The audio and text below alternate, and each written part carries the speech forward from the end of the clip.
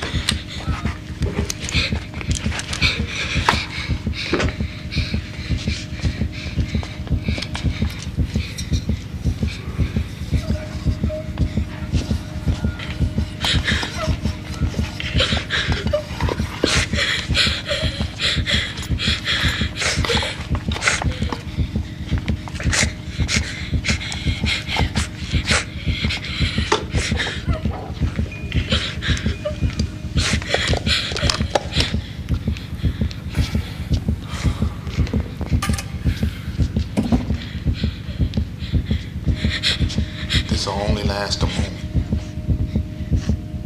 Think about it like you're leaping over a wide ditch. And when you land, you'll be in heaven.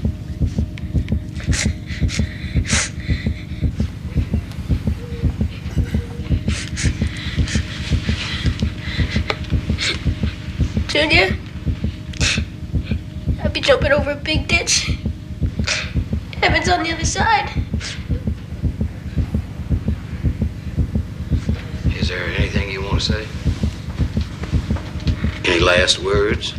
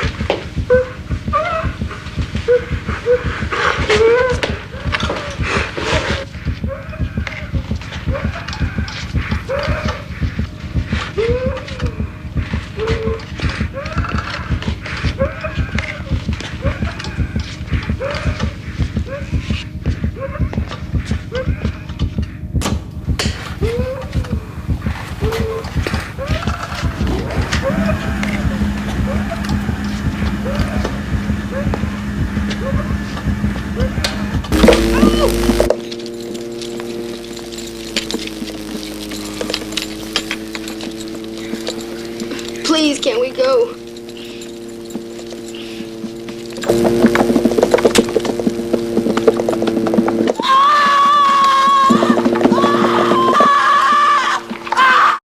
The youngest American ever executed in the U.S. was exonerated Wednesday, 70 years after being put to death. George Stinney Jr., a 14-year-old black boy, was convicted of killing two white girls, ages 11 and 7, in Alcaloo, South Carolina in 1944. Stinney was reportedly tried and convicted in the Jim Crow South by an all-white jury. 3 months later, he was put to death in an electric chair. Stinney's trial lasted about 3 hours. According to reports, the defense presented no witnesses, no physical evidence, and did not file an appeal. It took a jury of 12 white men 10 minutes to decide Stinney's fate. Can we all get along? Can we get along? I went up like that with my hands up and showed no threat. This was a lynching on video. March 3rd, 1991, 25-year-old Rodney King is thrust from obscurity to a national symbol of police brutality. The brutal beating that took place here along Foothill Boulevard in Los Angeles, California, would reverberate across the country. Now the story that might never have surfaced if someone hadn't picked up his home video camera. We've all seen the pictures of Los Angeles police officers beating a man they had just pulled over. The city's police chief said today he will support criminal charges against some of the men. Here's ABC's Gary Shepard. The 3 police officers facing felony criminal charges were among a group of 15 who stopped a 25-year-old black man last Saturday night, then beat him, kicked him, and clubbed him, unaware that an amateur photographer was recording the incident on videotape. Los Angeles Police Chief Daryl Gates looked at the tape and said he thinks assault with a deadly weapon will be one of the charges. In our review, we find that the officers struck him with batons between 53 and 56 times. One officer rendered 6 kicks and one officer 1 kick. His initial surgery takes 3 doctors working 5 hours straight to keep him alive. It was incredible how many fractures there were. In a CNN interview in 1994, the ophthalmologist who treated King said some bones were so pulverized they were like grains of sand. We're surprised that he actually was alive.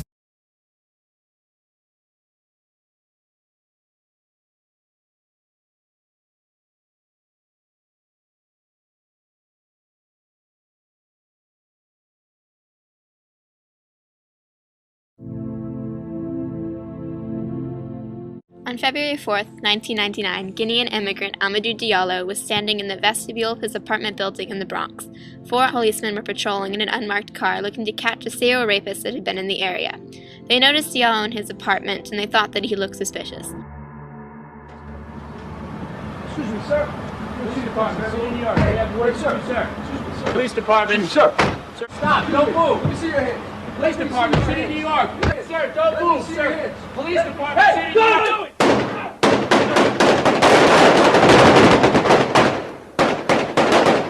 The police killing of 22-year-old Amadou Diallo in 1999. 4 plainclothes officers mistook him for a serial rapist and confronted him in his Bronx apartment.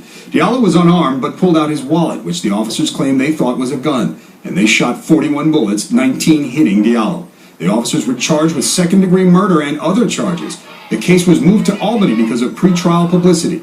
All 4 were acquitted.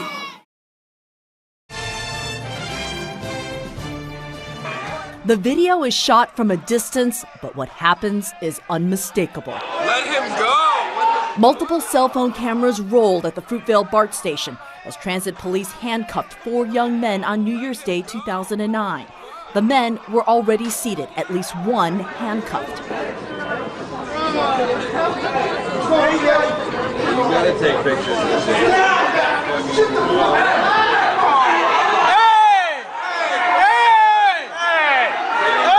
Come on, man! Hey!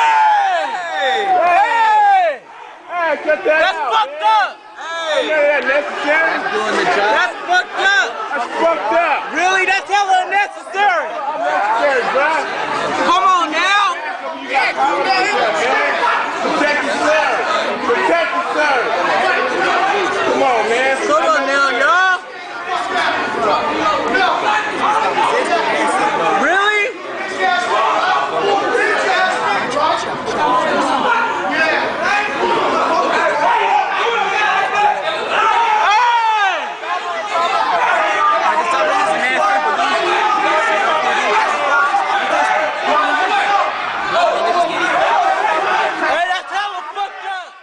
Police forced 22-year-old Oscar Grant to the ground, face down, handcuffing him. Officer Johannes Meserly draws what he says he thought was his taser. But listen. It was his handgun. He just shot him! The point-blank shot by the white officer into the back of the unarmed Oscar Grant killed him. He just shot him! I don't give a fuck! Oh, where did he shoot him? His gun went off. In his back. He hit his back. The officer was arrested and charged with murder. The city was riveted by the trial, and then came the verdict. Guilty of a lesser charge, involuntary manslaughter. The nerve touched again. That was 2010, and the officer is now a free man spending less than a year behind bars. On August 9th, Michael Brown's friend Dorian Johnson said they were walking down the street when Officer Wilson told them to get out of the road. According to Johnson, he and Brown told the officer they were almost at their destination and would be out of the street shortly. But Johnson said the officer grabbed Brown by the neck and drew his gun, eventually shooting Brown. Countless witnesses here at the scene are telling us the 18-year-old male victim had no weapon on him, and he had his hands up in the air but was still shot by police multiple times. A new investigation sheds light on why Michael Brown's body lay in a Ferguson, Missouri street for 4 hours after a policeman killed him. That's intimidation over there to me. And that's what this is about, intimidation. Why can't we fix it and make a dialogue instead of that happening? Why don't they come and walk with us? You can't keep telling these guys, be quiet, don't curse, pull your pants up, this, that, and the other. This is their everyday life, and they mad. They're mad. I'm mad. We should all be mad, man. We should all be angry because of what's going on right now. Going on before Trayvon Martin, before Emmett Till. You know, it's been going on for a long time. We are just sick and tired. You must disperse immediately or be subject to arrest. This is not open board discussion. In a peaceful manner, you must disperse. How can we feel like we can have free speech if there's a guy staring down a sniper rifle as we speak? This ain't about just Michael Brown no more. It's bigger than that. This for the injustice that's been done to all the black males that's been killed by police. And we forced to do what we do, and we gonna make noise, and they gonna hear the outcry and wilderness from Michael Brown. This comes at a time when the country is at boiling point over the treatment of young African Americans by white police. People are furious at the grand jury decision not to prosecute a white police officer who killed Michael Brown. New information tonight about the death of Tamir Rice, the 12-year-old boy shot to death by Cleveland police. It took nearly 4 minutes for officers to administer first aid to Rice. Wednesday, Cleveland officials released the raw surveillance video showing Tamir pointing his airsoft gun before the shooting and showing it took less than 2 seconds for the police car to pull up as Officer Timothy Lohman fired the fatal shot. They was like, oh, that's your brother. So I ran. I came up. 2 police officers tackled me, threw me on the ground, handcuffed me, and put me in a car, the same car that shot him. But police did not show what happened after officers exited their car. The officers did not immediately administer first aid. One of our officers fired 2 shots, striking the young man. The 12-year-old boy? Yes. Apparently the boy did not point the gun at officers. Did he threaten the officers? No. He didn't threaten officers at all with the gun? There was no verbal or no confrontation. The officer fired 2 shots, hitting the boy at least once in the stomach. Neighbors say the officer was too quick to shoot and are disgusted. Always killing a black kid, right? Tamir Rice, who was 12 years old, died later in hospital.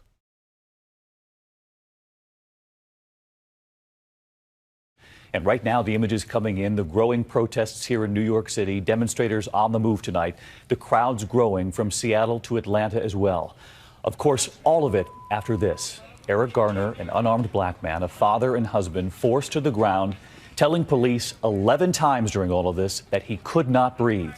He later died. Don't worry, because he was just sitting here. I just came in. Sitting here. Mind my business. The fight breaker, I stop it. Don't say you can put it up on me. That's all right. The people that's fighting just walk away?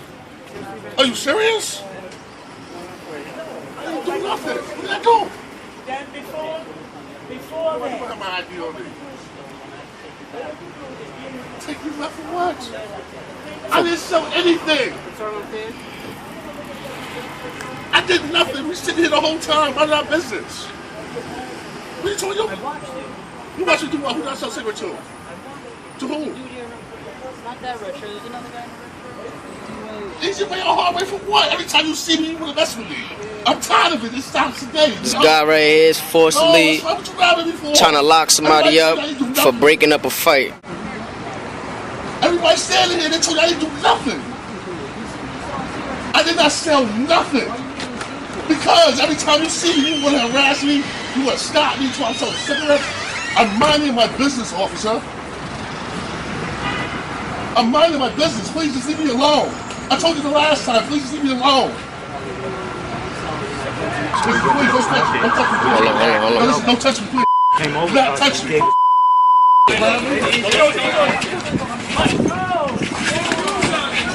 Damn, man. All right, stop. Use your hands, buddy. Put your hand behind your back. I can't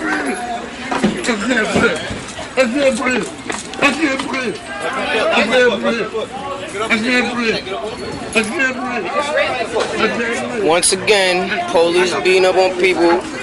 Back up right here. Back up and get on that step. Okay. Back up. All he did was break up a fight. And this is what happens for breaking up a fight. This shit is crazy. Everybody back up, back up.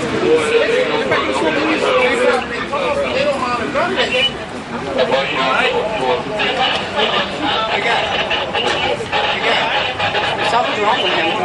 He can't breathe. Look, now, man, they gave this man a seizure. Yo, move out the way. Yo. It's my brother. We live here. You know what? Back up this way. Everybody now back up. It's now going to become a crisis. Back it up. Back it up. I'm going to my house. No. This way. Let's go. Can't go in my house? In the house or that way? All right, I'll go that way. Pick a choice. I'm getting my bike. Go.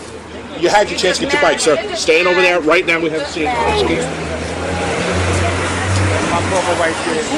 He just picking up a fight.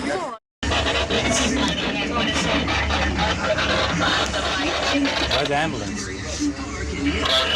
More than everything. Where's the ambulance? Back up. They are coming.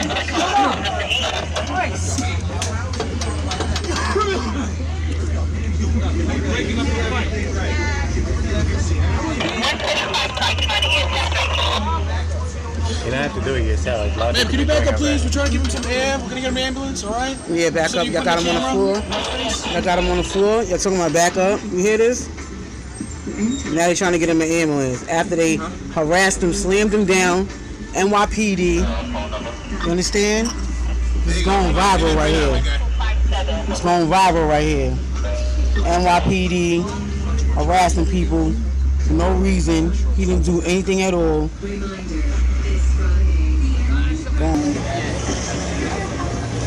Wow, it's crazy. Is anything hurting right now in EMS? Sorry, EMS is here. Answer their questions, okay? You can't breathe.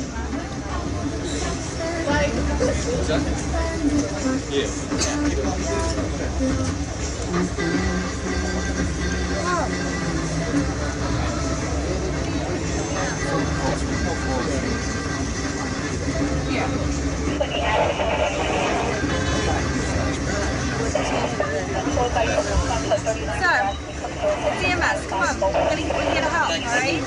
We're here to help you. We're getting the stretcher, all right?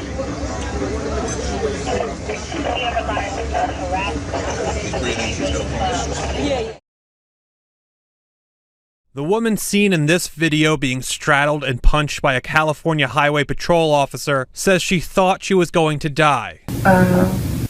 When I came involved with the officer on the freeway, where he was socking me and beat me and beat me and beat me and beat me, I felt as though that he was going to kill me, that he was going to beat me to death. Marlene Pinnock was released from the hospital last week after several weeks of treatment for head injuries following the incident on July 1st. Pinnock is suing the California Highway Patrol Commissioner and an officer in federal court for civil rights violations. The agency has said that Pinnock was endangering herself by walking on Interstate 10, and the officer was trying to restrain her. The officer in the video has not been identified, but the California Highway Patrol said he had been on the job for 1.5 years and is on desk duty pending completion of the internal investigation. The commissioner has pledged that the investigation will conclude in weeks rather than the usual months. Bob McCall, Associated Press.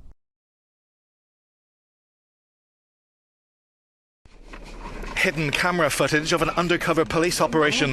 This is Eric Harris looking nervous as he appears to sell a gun to a plainclothes officer. It's a Luger. German Luger. When Harris spots an undercover car pulling up, He jumps out moments before he was shot by Reserve Deputy Robert Bates. Stop right here. Stop right here.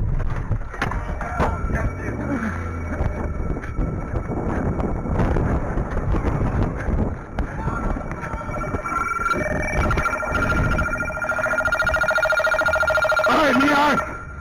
I need to roll on your stomach. Now. Yeah. Oh, shit.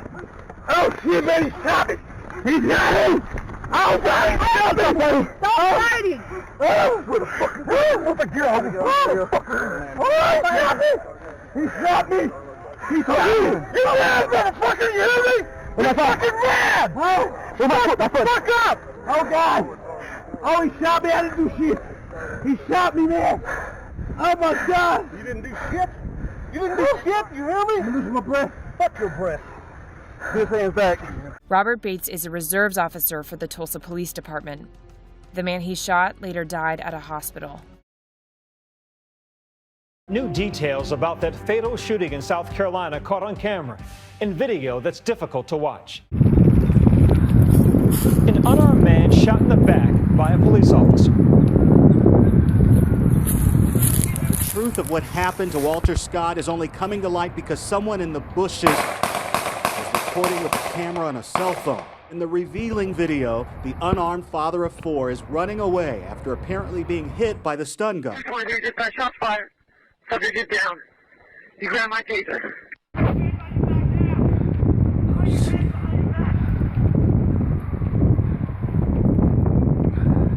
Shit.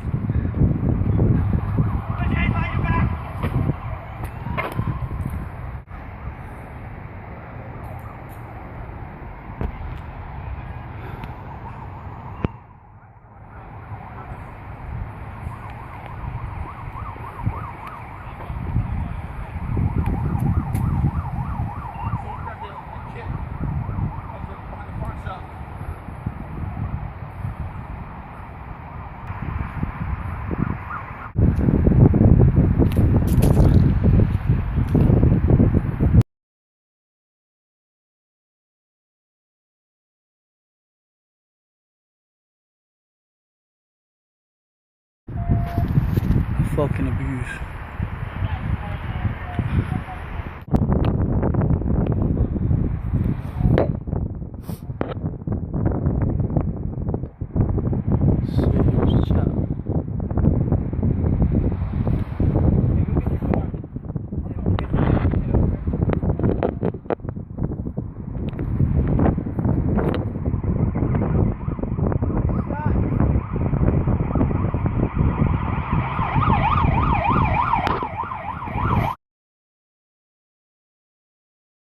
ABC's Steve Osunsami on the ground with the latest, amidst questions about what other officers did or did not do to help, as protesters renew their calls for body cameras.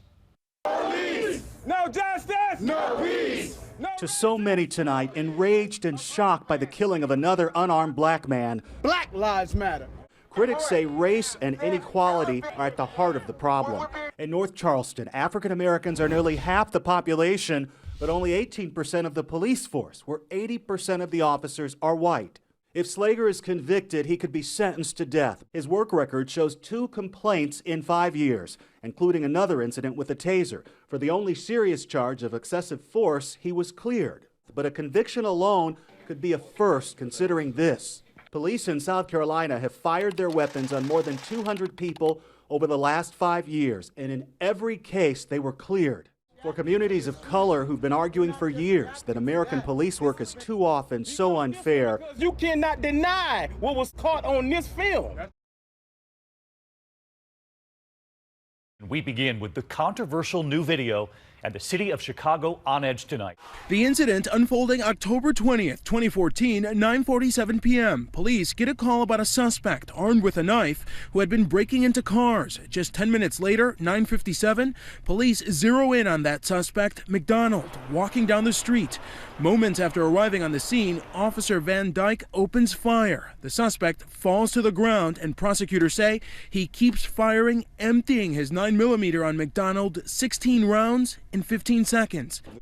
This newly released dashcam video shows the chilling moments Chicago police officer Jason Van Dyke unloads his gun on 17-year-old Laquan McDonald. The mayor, the police chief, city leaders all coming before the cameras moments ago, urging calm. After a police officer was charged with first-degree murder, accused of shooting and killing a black teen and continuing to fire even after the teenager fell to the ground. 16 shots in all. The officer entering court today, city leaders saying he will be held accountable, as the entire city is just now seeing the video of what happened when that teenager was shot repeatedly.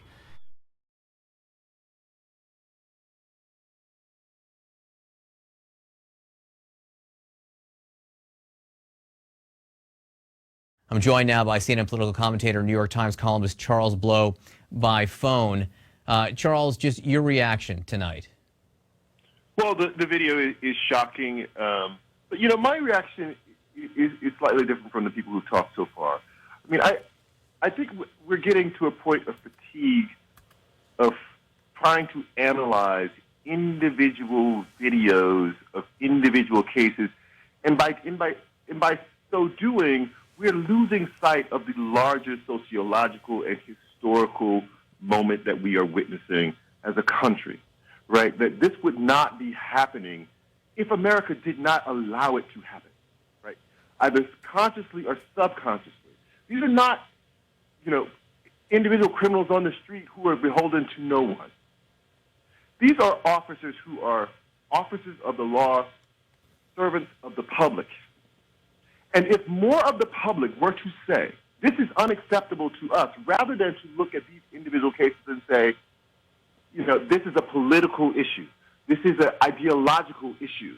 That this is an issue where it is only black people fighting for black people's lives, but rather that this is about human beings and how we want our fellow citizens to be treated in our country.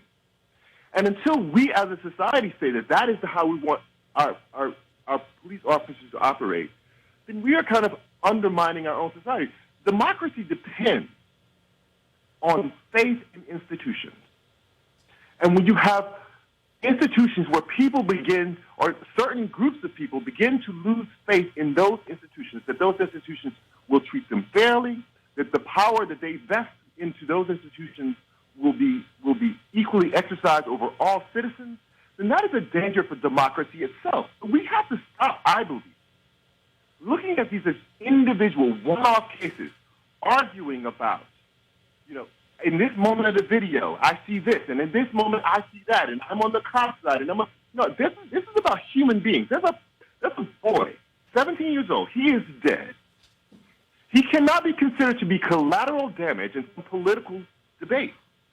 We cannot look at that and say, this is okay with me because I understand that most of the officers are trying to do a good job, and that this officer did not express in any overt way any sort of prejudice of any sort or whatsoever. Because what we do as a society is we draw our officers to society at large. And any kind of bias that we as a society have, they have. And so you will never know on an individual basis whether or not any individual who pulls a trigger has a bias.